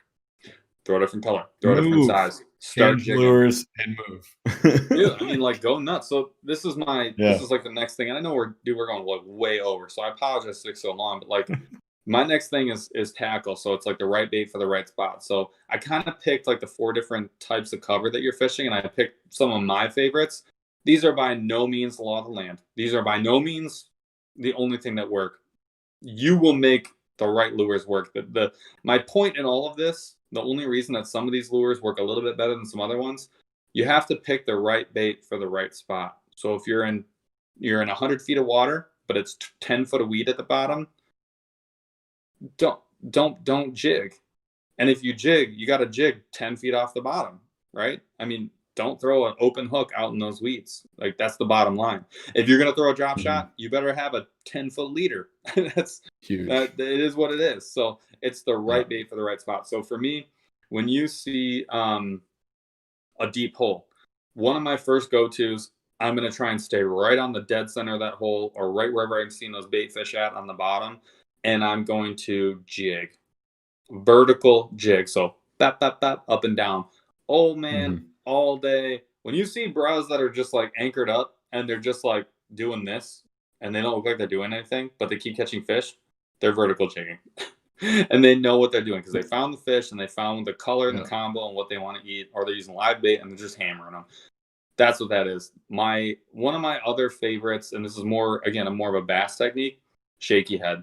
The reason I can do a shaky head is I can overweight it. So I can go quarter or half ounce heavier than what I really need. I can plunge that sucker straight to the bottom, and I know that bait's going to stand straight up, and I know it's going to be weedless. And I can throw a giant 10-inch ribbon worm, or I can drop something that's going to fish really short and vertical. Another one for me. The brand new 6 cents ridgeworm we might be throwing. Dude, I cannot wait. Yo, we're going to throw that soon, except for the fact that you're hunting for the rest of the season, so it'll be next year. But that said, I just want to throw this out. Marlon Kendall in chat says he appreciated some knowledge we dropped earlier because he threw some trailer hooks on spinner baits and landed pike after pike after pike the other day. That's the kind of shout out I want to see. Tag us on social media, man. I want to retag that or repost that. I think that's amazing. But he also said he's got a buddy who has a retired cadaver dog that can find fish, and he would put it up against a fish finder. You know how dope content that would be? I want to see that. Bro, I want to tell you right now, it's unbelievable. Yep. Oh, and here comes my dad talking about old man situations here. Vertical jig in deep water with large spoons for lake trout in Canada. My dude. My old dude, man. That's why you two get along. 20 feet. Talk to me. Yeah, man. I think we're gonna do that on Higgins soon too. Oh god, yeah. My other favorites for hitting a deep hole, a lipless crankbait. A lot of people think that's really for dragging across. Dude, vertical jigging will crush with those. That's why there's multiple hook points or attachment points on those lures. And then obviously a drop shot. When you feel like you got a hole dialed in and you can plunk a drop shot right in the middle of it, you're just parking that bait where the fish are. So That's an easy one. If you find a point, so again, that's that like knife edge where that higher portion of the land is like going out into the water. So it's like a drop off on two sides. What I'm really going to do is I grab a swim or a football jig more often than not. It's just a really easy way to pick apart the depth and find that like car hood 6x6 square where all those fish are at. A crankbait, dude, come on, that's my bread and butter. That's why it's on my list. The Ned rig, and the reason being, when you don't see a ton of weeds and you see a knife point edge like that, and you got drop off on both sides, park yourself right at the top of the water and just let that Ned rig tumble down or start reeling it back up, and that will crush it. And then a Tokyo. So a lot of people want to say like a ball head jig, and you can work it up. I will actually grab a swim jig before I grab a football jig or a ball jig, because it's, even though the ball jig's one of my favorites, it's a little bit more weedless. The other thing too is, dude, a Tokyo is like, you can put any kind of plastic on it and you can literally experiment until you find what works, whether it's color, shape, size, whatever it is, paddle tail, worm, the difference between the two, craw, whatever.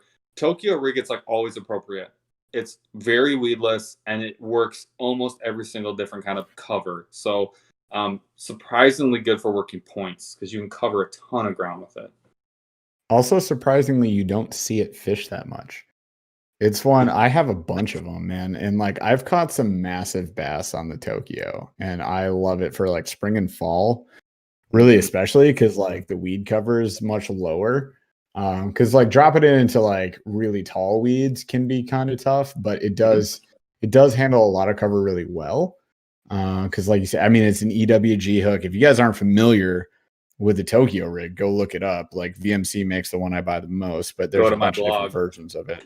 Yeah, go check out the blog and go to burlyfishing.com. You can subscribe to the blog. I'll be adding more to that every day, and you can also subscribe to the newsletter, which we send every Friday ish when I remember.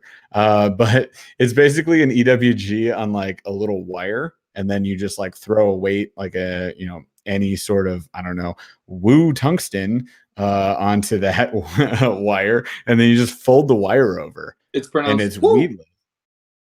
Yeah, I believe there's an exclamation point at the end. I'm pretty sure. Yeah, WOO exclamation point. But you throw like your little tungsten weight on there, you bend the wire over, and then you rig your bait weedless on the EWG. It's weedless, and you huck that around cover, and it works really well. It's fantastic bait. I love throwing it.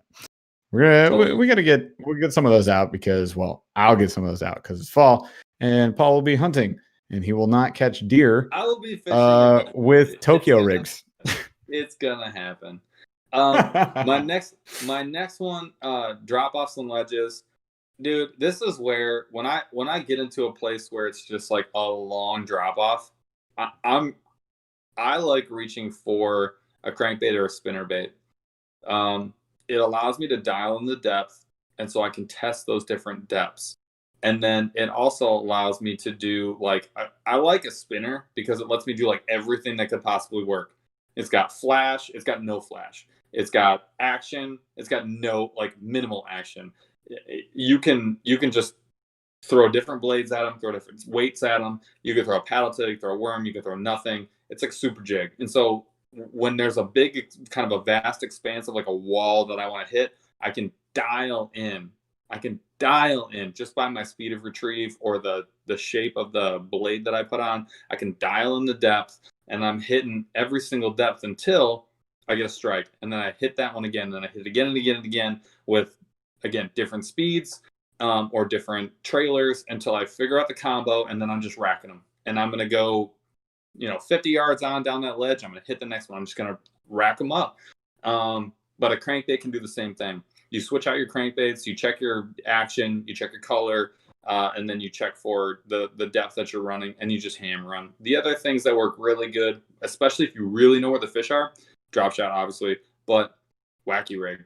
This is like, because you can't miss the depth. You just throw it until you get hung up, and you bring it back up. And dude, the wacky rig will crush here because you're hitting the vertical point, and you're hitting every depth, top to bottom, in that vertical point. So if you know roughly where they are, you just plunk it, and you wait till you get a hit. And then that's why my last one on here is actually the Nico, because unlike a drop shot, you can a little bit easier with less like silt and like disturbance of the bottom. You can actually work the bottom a little bit more, I think, minutely with a Nico. And so I actually really like a Nico for hopping this down or up a drop off or a ledge. So those are some of my favorites. Again, it's not a guarantee. It's not the only baits that are going to work. It's all about looking at the depth and the cover on the bottom, and then thinking about the wind and where the fish are, and getting a bait that's going to get right in there, just like all of fishing. So it's like that last puzzle piece. You know where they are. Now you got to put the right bait that's going to attract them for where they are. So that's that's a good place to get started. Yeah, 100%. So that gives you some rigs you guys can throw around. Saw some questions in here. We got No Limits Bassin saying double fluke versus a rig. I've said this before. We don't throw a rigs up here at all. We've thrown the mini a rig, which is it's a live target bait ball, and then we got squat on that for like 150,000 casts. But they definitely work. Don't get me wrong. If you guys are down further south, they 100,000% work. Double fluke, I would rather throw up here. That's a donkey rig. Yes. Throwing flukes around right now is fantastic, because if they're feeding up on bait fish, if you can find where they're pushing the bait, then you could throw that around and you're gonna get hit. So 100% I would throw that. An a rig is just not something we really do. But I'll tell you the difference. So I can't speak to it. I'll tell you the difference. A rig for summer, donkey rig for fall and spring. It's a general rule. It's not always going to work. It's more about what they're looking for. If you're looking for a gigantic meal to get fat coming out of the slow season or coming into the slow season, you're going to want that bigger profile. With the A rig, if you're just looking to go jack one, I'd go A rig, because they're just looking to take a pot shot, and you're hoping to get one that's nipping at the back. So that's my gut reaction to it. I'm not an expert on A-rigs whatsoever. The most that I know about them is fishing them, like really actually trolling for bluegill. Not something I do very often, but that my gut tells me are you trying to throw a steak? Or are you trying to throw French fries? And so I'm steak fall and spring. I'm French fries in the summer. Yep. That's just my 2 cents. I like it. I like it a lot. Also, my dad is planning a Canada trip for us. When are we going? Because I'm ready to catch every fish that was ever born. Next year, he wants northern Saskatchewan for pike, hard yes, walleye, pike, yes, yeah, whitefish, and maybe grayling. Yep. Here's all my money. Here you go. I'm good. If your phone fell down right now, that would be so fantastic. Oh gosh. The other thing, fishing in the southeast. That's really it. The only thing I had was gear.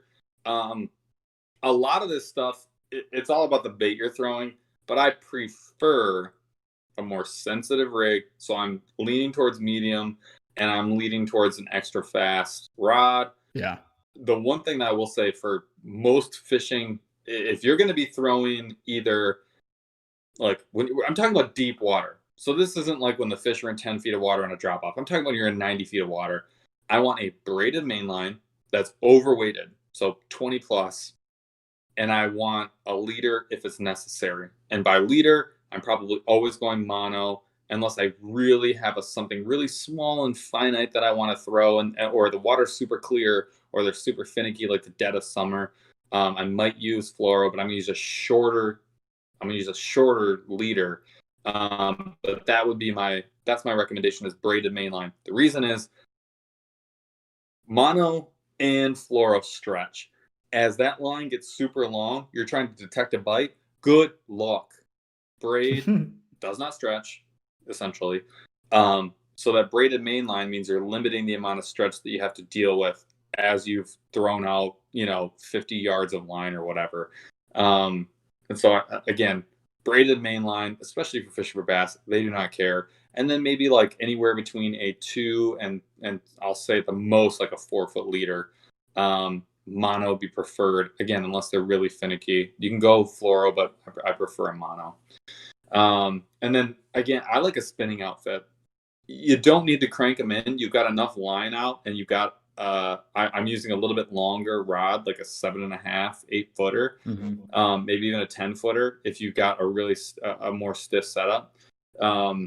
But you've got enough length out there to let the fish just tucker itself out when you're reeling it in. Even a gigantic bass, I know that people want to use the cranker. You can just get more dialed in, and you're going to feel things a little bit differently through that spinning outfit, and you can control your depth a little bit better. So I prefer a spinning outfit. So that's my general rule of thumb for like super deep water fishing. So anything like 30 plus. 100%. I like it. I do the same, mostly because I don't fish deep water. So I just go, Paul, what do I do? Help. This is how we solve problems on the water. Help. That's how we do it. Help. Friends. So yeah, hopefully today was helpful for you guys. If you're looking to go fish like kind of deeper waters, I think we hit some like notes on exploring a little bit on finding different waters, on sonar in general. Again, we can't recommend right now maybe like a Bluetooth or Wi-Fi depth finder at the moment, but I love the idea, and I think we're gonna go compare some and just see what we find out. So that's a guaranteed gonna happen video, maybe later in the year, maybe next year. So stay tuned for that. But if you guys don't have sonar, maybe look into that, maybe check it out. And also, of course, make sure you guys tag us in your pictures and your videos and anything you post on social media, anything related to us whatsoever. Throw us a tag. We will repost it and give you a shout out. So we appreciate that very much. Really appreciate you guys again participating in the giveaways that we've been doing. Keep doing that. Keep sharing, and we'll keep doing them. I mean, I've mentioned this before subtly in other videos, but as we grow, the giveaways kind of get better. We've got some more buzz beads to give away, as I mentioned. And then at 10K, I don't know if you guys remember this, but I'm going to buy somebody a fishing reel. So not just a little one, kind of a nice one, kind of a nice fishing reel, like $150 reel. I was thinking like, between the Zada and the SLX XT, maybe the DC, I don't know. We'll see. We'll see how I feel at the time, but somebody's getting a reel. Want to do that giveaway. Can't wait to do it. So the more you guys like share like this giveaway or share the channel or tag us and stuff, the more it helps the channel grow. As the channel grows, I can do more of that stuff. So really love doing it. Really appreciate you guys. You guys are awesome. Thank you so much for hanging out. Yeah, thanks for hanging out with us tonight. This is fantastic. I love doing this every single Thursday, 8 o'clock Eastern. Come hang out with us. Rain or shine, Wi-Fi or no Wi-Fi, Discord working or not working with Paul, my camera lagging like crazy or not. We're still going to be here. We're still going to hang out with you guys, and it's still going to be a fun live podcast. So appreciate you guys. If you got other questions or other comments or anything like that, feel free to message us on any of the social media platforms. You can hit us up on Instagram, Facebook, comment on this YouTube video right here, or shoot us an email, info@burlyfishing.com.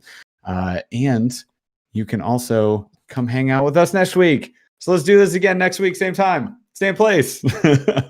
You guys have been awesome. We're going to kick it off here. Chaz, take us out. Took a swing at a wrecking ball and I prayed for my downfall, and I found a way to reconcile, 'cause in my heart it's not worthwhile. It's a bloody battlefield where sun go down, others heal. In the end it's all the same. All you can do is play the game. Oh, do we say goodbye? Refuse to question why. I'm sad to say I'm sorry, so lie. Pretend that you're okay. Swear that you will stay. Keep trying for one day. I'm sick of all these lies. Don't care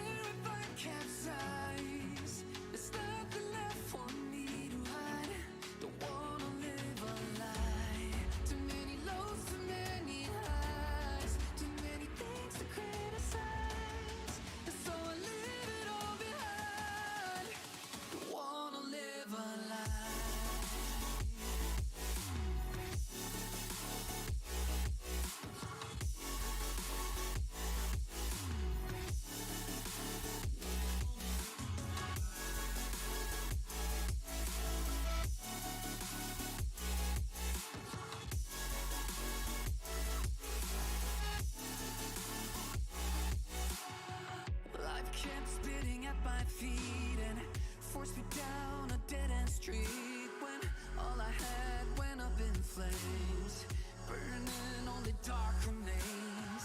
I cover up every part of my skin, oh, 'cause I don't like the person within, oh. I know I'm the one to blame. All I can do is take the shame, oh.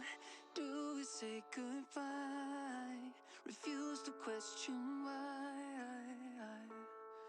I'm too sad to say I'm sorry, so lie and pretend that you're okay. Swear that you will stay. Keep trying for one day.